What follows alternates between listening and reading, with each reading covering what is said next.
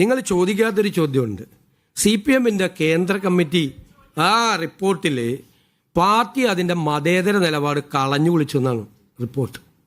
അപ്പോൾ ഞങ്ങളുടെ ആരോപണം, പ്രതിപക്ഷം അന്നായിരുന്നപ്പോൾ ഞങ്ങൾ അന്നത്തെ സർക്കാരിനെതിരായിട്ടുള്ള ഞങ്ങളുടെ ആരോപണം CPM കേന്ദ്ര കമ്മിറ്റി അടിവരയിട്ട് ശരിവെച്ചിരിക്കുന്നു. എന്താ ചെയ്തത്? ഞാൻ വിമർശിച്ചാണ് മുഖ്യമന്ത്രി UP മുഖ്യമന്ത്രി യോഗി ആദിത്യനാഥിൻ്റെ കത്ത് ആഗോള അയ്യപ്പ സംഗമത്തിന് വായിക്കുകയാണ്. ആരെ സന്തോഷിപ്പിക്കാൻ വേണ്ടി ചെയ്തത്?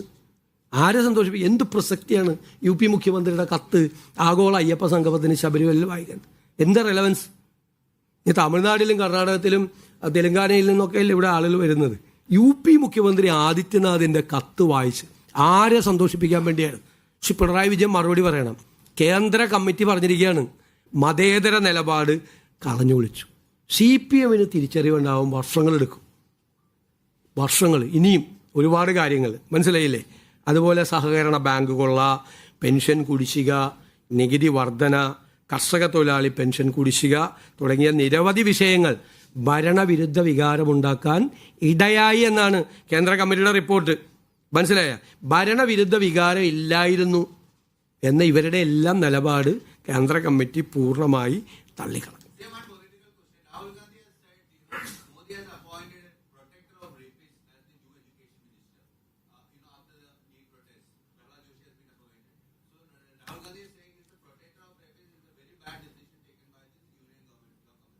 Yes, Rahul Gandhi is our leader. We are supporting the statements made by Rahul ji.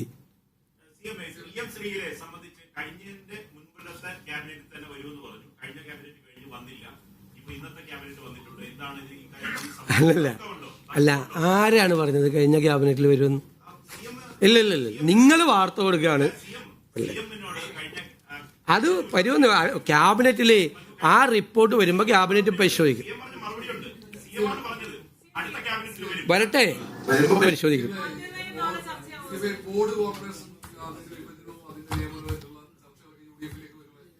അത് തീരുമാനം എടുത്തു കഴിയുമ്പോൾ നിങ്ങൾ അറിയിക്കും. അതൊക്കെ നാളത്തെ UDF യോഗത്തിലെ ചർച്ച. ഞാൻ ഇന്ന് വന്ന് പത്രസമ്മേളനത്തിൽ എന്നോട് ചോദിക്കുന്നതിൻ്റെ ഔചിത്യം എന്താണ്? നാളത്തെ UDF ചർച്ച ചെയ്യാൻ പോകുന്ന കാര്യം ഞാൻ ഇന്ന് വന്ന് പത്രസമ്മേളനത്തിൽ നാളെ എന്തൊക്കെയാണ് ചർച്ച ചെയ്യാൻ പോകുന്നതെന്ന് ചോദിക്കുന്ന ചോദ്യത്തിന് എന്താണ് അതിൻ്റെ? ഞാനിവിടെ ഇരിക്കുന്നതുകൊണ്ടാണ്. എന്തും ചോദിക്കാം എന്നുള്ളതുകൊണ്ടാണ്.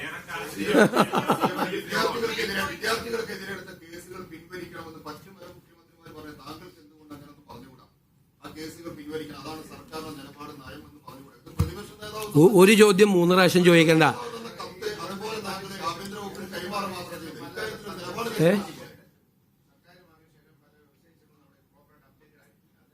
ചെയ്തുകൊണ്ടിരിക്കുകയാണ് എല്ലാ പ്രവർത്തികളും ചെയ്തുകൊണ്ട്. ശരി.